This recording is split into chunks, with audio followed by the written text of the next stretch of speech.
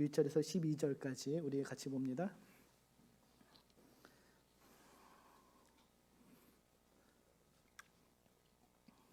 마태복음 2장 말씀입니다. 우리 찾으셨으면 한 절씩 교독하고 마지막 12절은 한 목소리로 같이 읽습니다. 제가 먼저 읽겠습니다. 헤롯 왕 때에 예수께서 유대 베들레헴에서 나심에 동방으로부터 박사들이 예루살렘에 이르러 말하되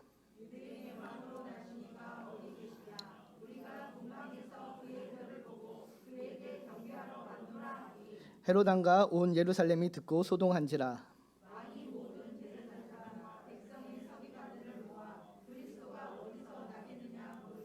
이르되 유대 베들레헴이오니 이는 선지자로 이렇게 기록된 바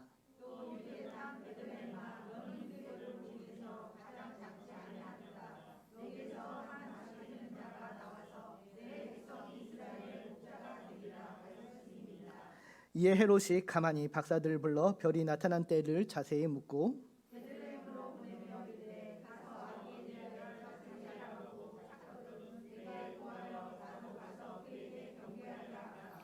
박사들이 왕의 말을 듣고 갈새 동방에서 보던 그 별이 문득 앞서 인도하여 가다가 아기 있는 곳에 머물러 서 있는지라. 집에 들어가 아기와 그의 어머니 마리아가 함께 있는 것을 보고 엎드려 아기께 경배하고 보배압을 열어 황금과 유향과 몰약을 예물로 드리니라.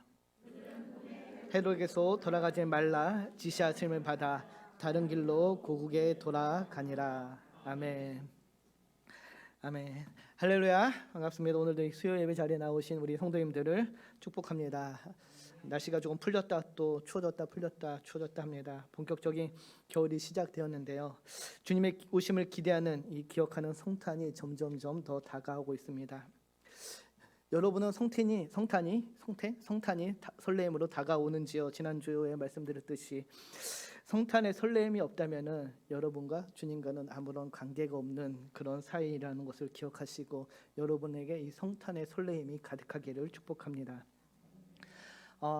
말씀을 준비하면서 작년 이맘때를 한번 생각해 봤습니다. 지난해 저희가 처음 겪는 이 코로나라는 이 상황으로 인하여서 혼돈과 혼란의 시간을 보내면서 2021년 내년에는 조금 더 우리가 자유롭게 성탄을 기쁘게 맞이할 수 있을 것이라는 그런 기대감으로 기대했는데 올해도 여전히 코로나와 함께 이 성탄을 맞이하게 되었습니다. 그래도 여러분 우리가 몸은 조금 위축되고 조금 자유롭지 못해도 우리의 마음을 억압하지 말고 기쁨으로 감사함으로 성탄을 맞이하기를 소망합니다. 우리 그런 의미에서 옆에 계신 분들과 함께 인사 나눕니다. 메리 크리스마스. 성탄을 설레임으로 맞이합시다. 성탄에 임마누엘의 주님으로 오신 그 주님의 놀라운 축복이 여러분들에게 가득하기를 다시 한번 축복합니다. 오늘은 왕이 나셨다라는 이 말씀으로 함께 좀 마태복음 말씀을 나누고자 합니다. 원래는 11장 말씀을 보려고 했는데 이 말씀을 지난주 제가 학생들과 함께 나누면서 여러분들과 함께 나누고 싶은데 좀 중복되는 것 같아서 뒤로 미뤘다가 오늘 나누는 것이 좋을 것 같아서 오늘 2장을 보고 다음 주에 11장 말씀을 함께 살펴보겠습니다. 여러분 이맘때가 되면은 저는 어렸을 적에는 문학의 밤이라는 이런 행사들을 기대하면서 보냈던 것 같습니다. 여러분 혹시 그 문학의 밤이라는 걸 들어보셨나요? 문학의 밤을 아시죠? 지금 다 네라고 대답하신 분들은 다 저와 똑같은 시대를 살아온 그런 분들이라고 생각하는데요. 제가 중고등부 시절에 이제 중학교, 고등학교 시절에 성탄을 전후로 해서 이 문학의 밤이 항상 매년 있는 그런 이벤트 행사였습니다. 그래서 이 문학의 밤을 준비하기 위해서 한 3개월, 4개월 정도 정말 친구들과 함께 또 후배들과 선배들과 함께 준비했던 기억이 있는데요. 찬양, 연극, 신앙송 이런 것들을 준비하면서 친구들을 초청해서 그 성탄절 이브나 성탄절날 이렇게 좀 행사로 함께 즐겁게 보내는 시간을 가졌었는데 그때 그 단골로 등장하던 그런 연극의 에피소드가 바로 오늘 본문에 읽은 이 동방박사의 이야기였습니다. 이 동방박사 이야기를 연극으로 다루면은 대부분의 사람들은 다 이 동방박사 1, 2, 3, 1, 2, 3을 하고 싶어합니다. 저도 물론 연극을 몇 번 했었는데요. 저는 단 한 번도 이 동방박사 1, 2, 3을 해보지 못했습니다. 제가 했던 역할은 여관 주인, 한 번은 지나가는 행인 뭐 이런 역할만 시키더라고요. 그래서 참 안타까웠는데 오늘 이 동방박사 이야기를 준비하면서 그때가 잠깐 생각났었습니다. 그리고 좀 씁쓸했는데 지난주에도 그랬지만은 제 송탄은 이렇게 즐겁지 못한 기억들이 좀 몇 개 있었던 것 같습니다. 오늘은 이 동방박사 이야기와 헤롯 왕을 통하여서 왕이 나셨다. 이 마태가 우리에게 무엇을 전하고자 했는지를 함께 좀 살펴보도록 하겠습니다. 우리가 오늘 읽은 이 동방박사의 이야기는 사복음서에서 오직 마태복음에만 기록되어 있습니다. 사복음서를 보면은 어떤 에피소드는 뭐 요한복음에만, 누가복음에만, 또 마태복음에만 있는 그런 에피소드들이 있는데요. 오늘 이 동방박사의 이야기는 오직 이곳에 마태만 기록하고 있습니다. 마태는 이 동방박사 이야기를 통해서 성탄을 우리가 어떻게 맞이해야 되며 어떤 자세로 임해야 되는지를 알려주고자 하는데요. 먼저 1절을 다시 보면 이렇게 이야기를 시작합니다. 헤롯 왕 때에 예수께서 유대 베들레헴에 나심에. 마태는 이 동방박사 이야기를 시작하면서 예수님의 탄생 그 배경을 우리에게 설명해 주는데 바로 헤롯 왕 때라고 우리에게 그 역사적 시대적 배경을 알려줍니다. 이 헤롯 왕은 다른 헤롯과 구분되기 위해서 우리가 보통 헤롯 대왕이라고 부르기도 하는데요. 여러분 녹색창 그 네이버 지식인에 이 헤롯이라고 검색을 하면은 뭐라고 검색이 되냐면은 이름뿐인 대왕이라고 소개가 됩니다. 헤롯은 헤롯 대왕이라고 불렸지만 실제로 대왕은 아니었습니다. 예수님 당시 헤롯은 유대의 왕이었지만 그는 유대인이 아니었습니다. 야곱과 에서에서 그 에서의 후손인 이둠의 사람이었는데요. 그런 이둠의 사람 이방인이 지금 유대 땅의 왕으로 유대를 다스리고 있었습니다. 초대교회 역사를 보면은 이 헤롯 왕은 당시 그 황제 아우구스투스에게 지금 요즘 말로 하면은 잘 로비를 하고 아첨을 해서 유대의 왕이 될 수 있었다고 기록을 합니다. 그리고 그 이후에 이제 그 로마의 든든한 후원으로 인해서 한 30년간 유대를 다스렸습니다. 그 후에도 이제 그의 아들들이 유대를 계속 다스리게 됐는데요.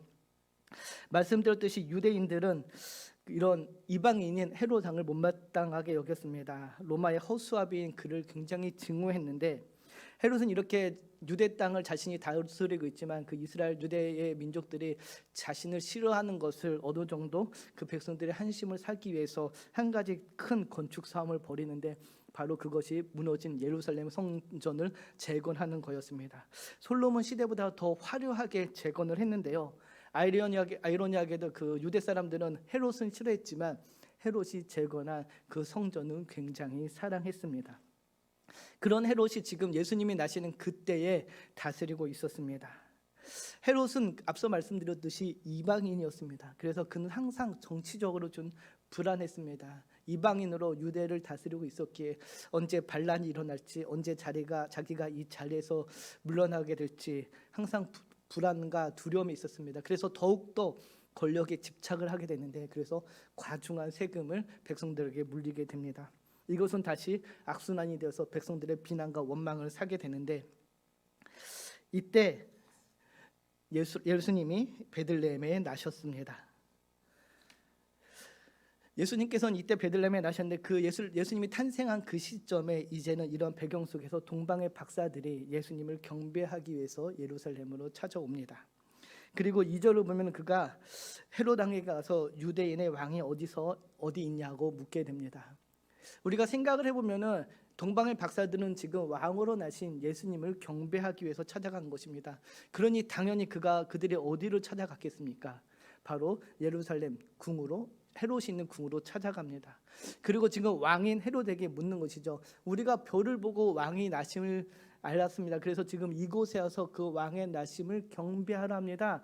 왕이 어디 있습니까? 라고 지금 헤롯에게 묻습니다. 이 상황을 지금 이렇게 저희가 말로만 듣지만 가만히 한번 상상을 해보십시오. 왕인 헤롯이 서 있는데 그 왕 앞에 이상한 사람 3명이 와서 우리가 왕을 경배하러 왔습니다. 왕이 오늘 나셨다고 하는데 그 왕이 도대체 어디 있습니까? 라고 묻는 것입니다. 이 이야기를 들은 헤롯은 어떤 생각을 들었을까요? 무슨 기분이었을까요? 헤롯 입장에서는 내가 지금 유다를 다스리고 있는 왕인데 도대체 무슨 왕이 났다는 거야? 라는 그런 생각을 했을 수 있습니다. 아무래도 그는 그 반역인가? 라는 생각을 했을 수도 있고요. 아마 황당함을 넘어서 분노에 가까운 화가 일어났을 수도 있습니다.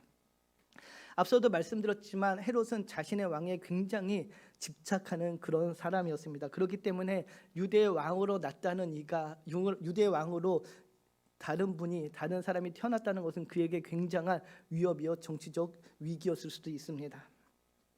그래서 유대인의 왕이 태어났다는 이 소식을 들은 헤롯은 어떻게 합니까?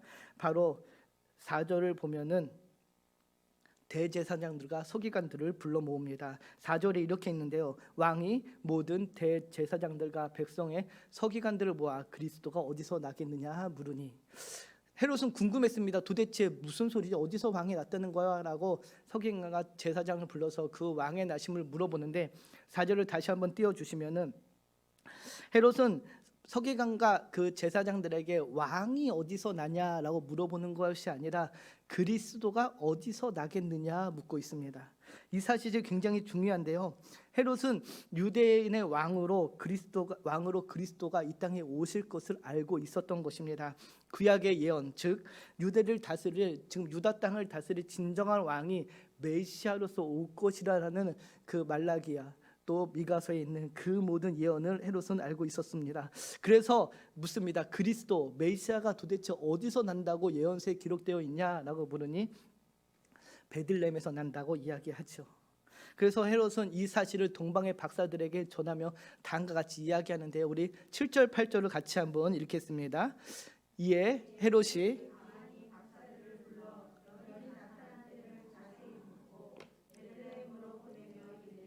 가서 아기에 대하여 자세히 알아보고 찾거든 내게 구하여 나도 가서 그에게 경배하게 하라. 헤롯은 동방에서 온 그 박사를 부릅니다. 그리고 이야기하죠. 베들레헴에서 난다고 하니 당신들은 지금 베들레헴으로 가십시오. 그리고 아기 예수에 대해서 알아보고 혹시 아기 예수가 태어난 곳을 알게 되면은 돌아가던 길에 나한테 다시 들려서 나에게 그 사실을 꼭 알려주십시오. 나도 가서 그 아기 예수를 경배하겠습니다 라고 친절하게 이야기하고 있습니다. 동방의 박사들은 이 헤롯의 말을 듣고 베들레헴으로 길을 떠나게 되는데요. 여기서 헤롯은 정말로 아기 예수를 경배하고자 했을까요? 아니었을 것입니다. 그는 자신의 그 정치적으로 위협할 그 위협의 존재를 제거하고 싶었을 것입니다. 뒤에 2장에 보면 그 사실이 분명하게 드러나는데요. 이렇게 헤롯을 만난 동방의 박사들이 다시 나오자 그들을 인도했던 별이 다시 나타나서 동방의 박사들을 아기 예수께 인도합니다. 그리고 9절 10절에 보면은 그들이 별을 보고 매우 기뻐하고 기뻐했다라고 이야기합니다. 드디어 아기 예수를 만나게 된 것입니다. 정확히 별이 어떤 모습으로 어떻게 그들을 인도했는지 우리는 알 수 없습니다. 그러나 하나님께서는 이 박사들을 특별한 방법을 통하여 아기 예수가 있는 곳으로 인도하셨음은 확실합니다. 별은 아기 예수님이 있는 그곳에 정확하게 머물렀고 박사들은 그것을 보고 기뻐했다라고 이야기합니다. 그들이 왜 기뻐했을까요? 드디어 그들이 그렇게 찾던 왕, 유대의 왕을 만날 수 있었기 때문입니다. 이 동방의 박사들이 어디 출신인지는 정확히 알 수 없습니다. 그러나 알려진 바로는 그들은 파르티아, 지금의 페르시아 지역의 박사였을 것이라고 이야기합니다. 그 당시에 이 파르티아 제국은 지금의 이란에 위치한 그런 제국이었습니다. 이란을 아울러 멀게는 이라크와 터키까지 이르는 큰 제국의 그 파르티아 제국을 이루었는데요. 이 파르티아 제국에서부터 지금 이 베들레헴까지 지금 거리로 한 2,000km가 된다고 합니다. 지금 우리 이런 교통수단으로는 뭐 하루 반나절이면 갈 수 있는 그런 거리지만은 그 당시 낙타를 타고 움직였다면은 최소한 4개월에서 5개월이 걸리는 긴 여행이었을 것입니다. 이렇게 긴 여행 끝에 드디어 그들이 고대하던 아기 예수를 만나게 된 것입니다. 그래서 그들은 기뻐하지 않을 수 없었습니다. 마태는 그 상황을 그들이 기뻐하더라라고 강조해서 표현하고 있는데요. 그리고 마침내 11절을 보면 그들이 아기 예수를 만나고 황금과 유화과 몰약을 예물로 드리며 경배를 표하게 됩니다. 마태는 우리에게 아기 예수를 맞이하는 이 자세, 첫 번째 기뻐하는 이 예배자의 모습을 보여줍니다. 우리가 성탄을 맞이할 때 우리는 기쁨으로 맞이해야 됩니다. 우리가 왜 기쁨으로 이 성탄을 맞이해야 됩니까? 바로 그분이 우리의 구원자 예수로 이 땅에 오셨기 때문이요. 말씀드렸듯이 임마누엘의 주님, 우리와 함께 하시는 그 사랑의 주님으로 이 땅에 오셨기 때문입니다. 그래서 우리는 기뻐함이 마땅합니다. 우리가 구원을 받았다는 이 사실이 얼마나 놀라운 축복입니까? 그 축복의 주님을 지금 나와 관계가 있다면은, 내가 그분과 정말로 친밀한 관계 속에 있다면은 그분의 오심이 기쁘지 않을 수 없습니다. 성탄에 말씀드렸듯이 성탄의 설레임이나 기쁨이 없으십니까? 감사가 없으십니까? 나와 주님과의 관계가 소원해진 것입니다. 주님과 나와 별 볼 일 없는 관계가 됐기 때문에 내가 기쁘지 않은 것입니다. 바라기는 저와 여러분은 이 성탄을 기쁨으로 맞이하기를 소망합니다.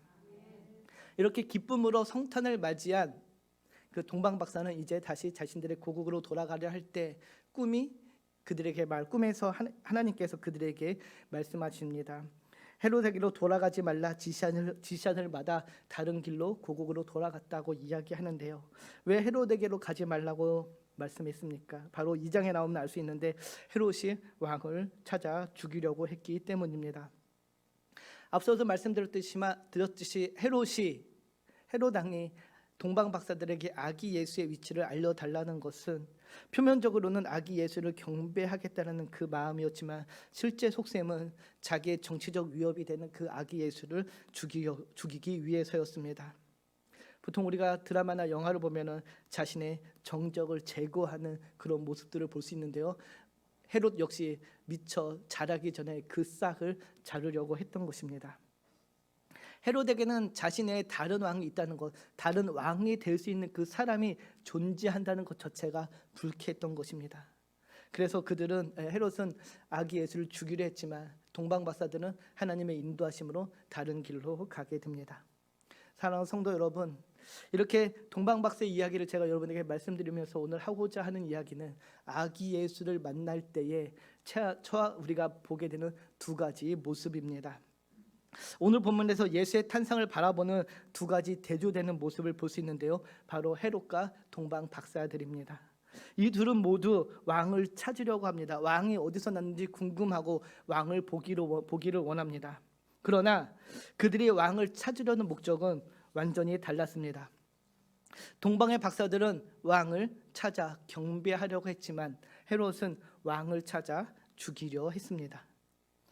이런 예수님을 바라보는 대조적인 모습은 예수님이 이 땅에 오시는 그 순간부터 예수님의 공생의 기간 동안 계속되어 이어짐을 우리가 볼 수 있습니다. 우리가 복음서를 보면 똑같은 상황을 자주 보게 되는데 바로 예수님을 따르는 무리와 예수님을 거부하는 무리입니다. 그래서 예수님을 죽이려는 무리를 우리가 볼 수 있습니다. 이런 대조적인 모습은 지금 우리에게도 마찬가지로 나타나는데요. 예수님을 알게 되거나 예수님을 만나는 사람들은 둘 중 하나를 선택하게 됩니다. 첫 번째 선택은 예수를 구주로 받아들이는 겁니다. 저와 여러분과 같이 예수를 구주로 받아들이는 선택을 하게 됩니다. 그러나 아기 예수의 탄생을 보고도 두 번째 선택은 그를 거절하는 것입니다. 이 둘 중에 하나를 분명하게 선택을 하게 됩니다. 중간은 없습니다. 받아들이거나 거부하거나. 특히 주님의 공생의 기간을 돌아보면은 이 둘 중 하나의 거절하는 그 선택의 최고점에 이르는데 결국 예수를 잡아 죽이게 되는, 예수님을 만나서 그를 따르는 제자의 무리가 있었지만 또 한편으로는 예수님을 어떻게 하면 죽일까 하고 혈안이 되어 있는 그 무리 극명하게 나뉘어짐을 우리가 보게 됩니다. 사랑하는 성도 여러분, 예수님을 만날 때 왜 이렇게 극명한 두 가지 반응이 나타날까요? 그것은 예수님이 나한테, 여러분에게 어떤 분이냐라는 그거에 대한 반응이기 때문입니다. 예수님은 누구십니까? 예수님은 저와 여러분에게 어떤 분이십니까? 오늘 본문은 예수님에 대해서 이렇게 이야기합니다. 먼저 2절을 보면은 그는 유대인의 왕으로 오셨다라고 이야기합니다.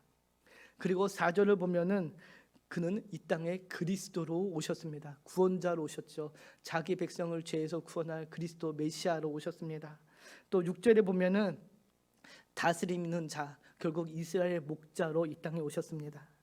예수님은 하나님의 아들이시며 이 땅의 왕으로 오셨으며 이 땅을 통치하시는 그 통치자로 오셨습니다.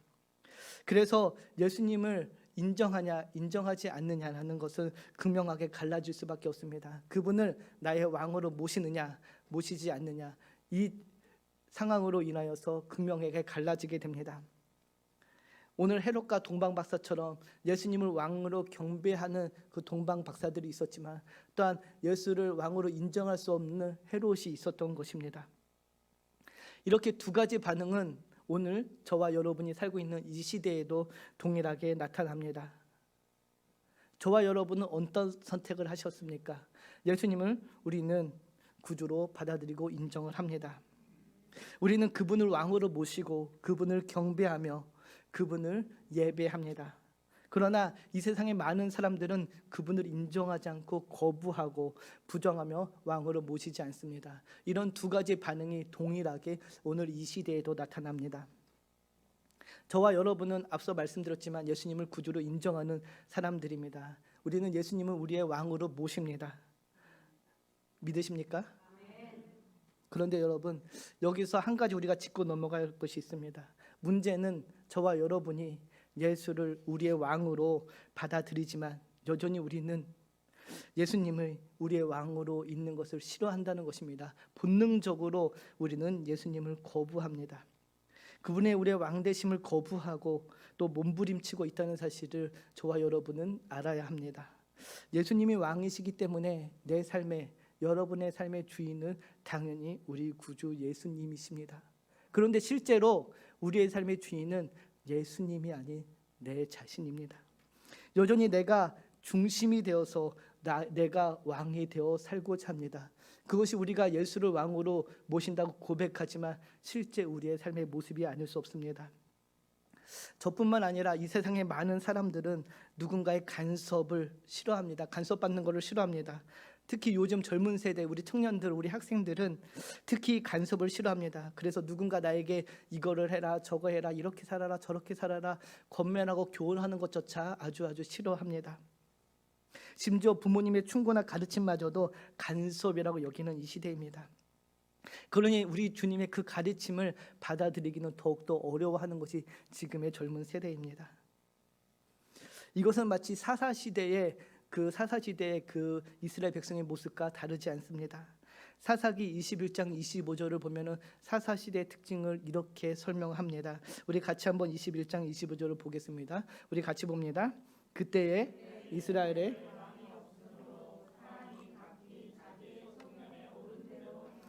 아멘. 그때에 이스라엘에 무엇이 없었습니까? 왕이 없었으므로 사람이 각기 자기 소견에 오른 대로 행하였습니다.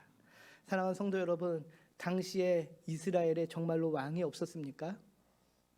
이스라엘은 왕은 여전히 존재했습니다. 여호와 하나님이 그들의 왕이었지만 그들은 여호와 하나님을 왕으로 인정하지 않았던 것입니다. 그래서 그들은 자신들의 왕 여호와 하나님을 왕으로 섬기지 않았고 자기 눈에 보기 좋은 대로 행하였습니다.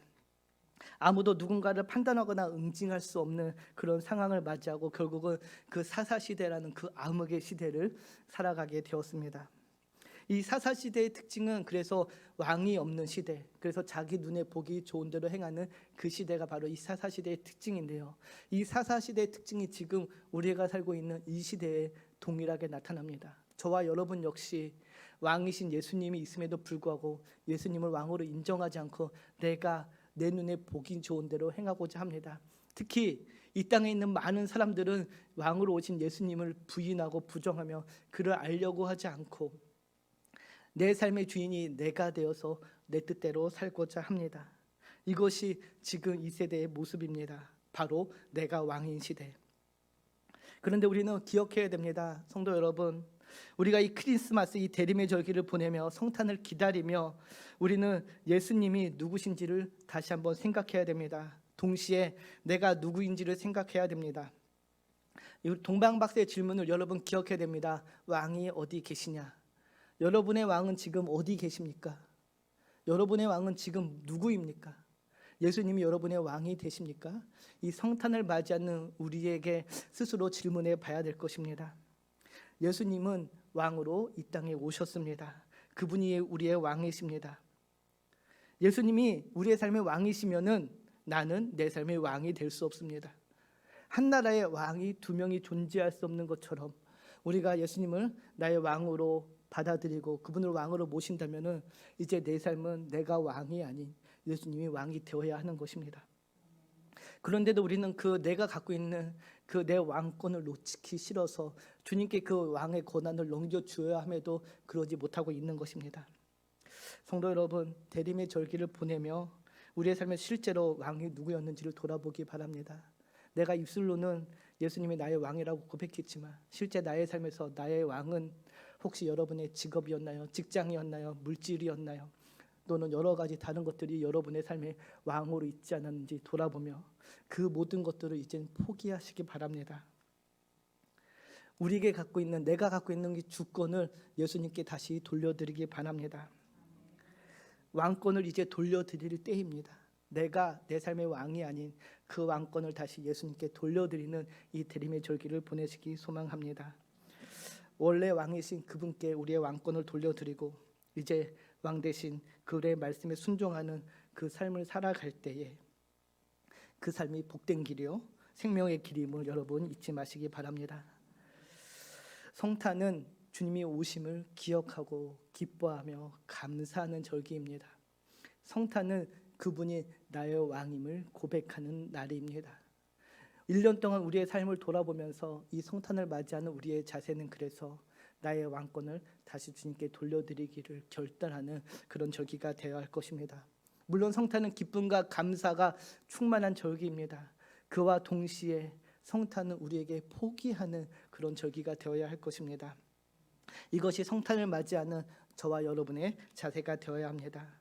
사랑하는 성도 여러분, 이제 성탄이 정말 며칠 안 남았습니다. 이 대림의 절기 이제 셋째 주를 보내고 넷째 주가 되어져 가는데요. 성도 여러분, 이 대림의 절기를 보내면서 왕이신 예수님을 온전히 경배하고 찬양하며 그분이 나의 왕 되심을 고백하며 보내기 소망합니다. 그럴 때 주님께서 우리에게 충만한 은혜로 함께 하실 줄 믿습니다. 우리의 왕이 예수 그리스도가 오셨습니다. 왕이 나셨습니다. 그분을 찬양하는 이 밤 되기를 주님의 이름으로 축복합니다. 기도합니다. 참 좋으신 하나님 감사합니다. 오늘도 이 저녁 주님의 말씀을 보고 하나님 함께 나누게 하심을 감사합니다. 베들레헴 땅에 왕으로 오신 예수 그리스도를 온전히 받아들이고 인정하는 우리 모두가 되기를 소망합니다. 그분이 왕으로 오셨지만 여전히 내가 내 삶의 왕이었다면 하나님 이 시간 나의 왕권을 온전히 주님께 다시 돌려드리고 내가 왕이었던 그 삶의 자리에서 내려와 이제는 예수님을 그 왕자로 모시고 나는 그분의 말씀에 순종하며 살아가는 복된 삶을 살게 하여 주시옵소서. 그 길이 소망이요 생명이요 진리임을 알게 하시고 온전히 그분과 함께하는 이 복되고 기쁜 성탄 맞이하게 하여 주시옵소서. 모든 걸 주님께 맡깁니다. 함께 하심을 감사하며 우리를 구원하신 예수님의 이름으로 기도합니다. 아멘. 아멘. 우리 기쁘게 찬양합시다. 찬송가 115장 기쁘다 구주 오셨네입니다. 우리 박수 치면서